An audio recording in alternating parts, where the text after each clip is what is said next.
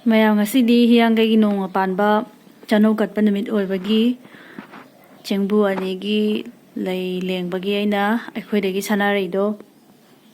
hekcherure sanarai jam chawi phajaiye mapop si khusawne to am chawi phajaiye sise lengdoine chengbu anigi lei pareng ani oidoine ado mayam lengaga mu hapjarake Sanari is out to have a yam mandi, a same with yam yame. Haze color is in story. Okay, you know. Kazami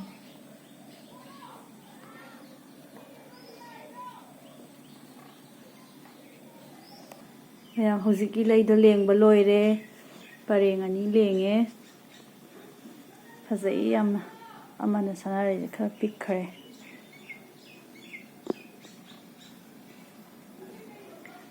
machu je khoi gi nungsa manga de san bagi tongan ure aseng madi yam phajai lei machu je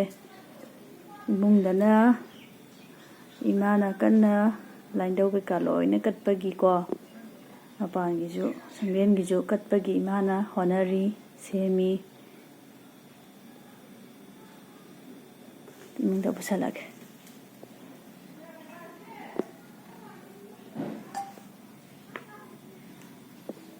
Mayang imung gina sumaina loya taure lain dau lai marin jatra adagi sangling ga sulo ni yaure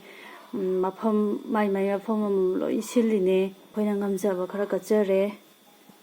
duk maira budi langdri Sira sil pare dum hapo ya ta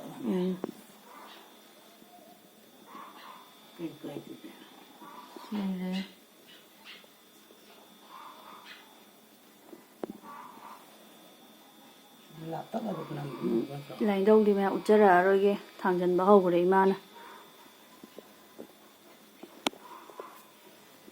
kumamagi lakpasida ngamjab khra Chanou Katchre ado akoi tha khudingi Nongma Panb je sibudi dum ngamjab kari amot kai haini ngamjab khra dum katchai haitare ko leijaba koida leijaba ngamjab khra katchai ye sengphu ani gi ju dukmaira langbire duga semamaga leyamaga dakhinaga sekatangwaina katle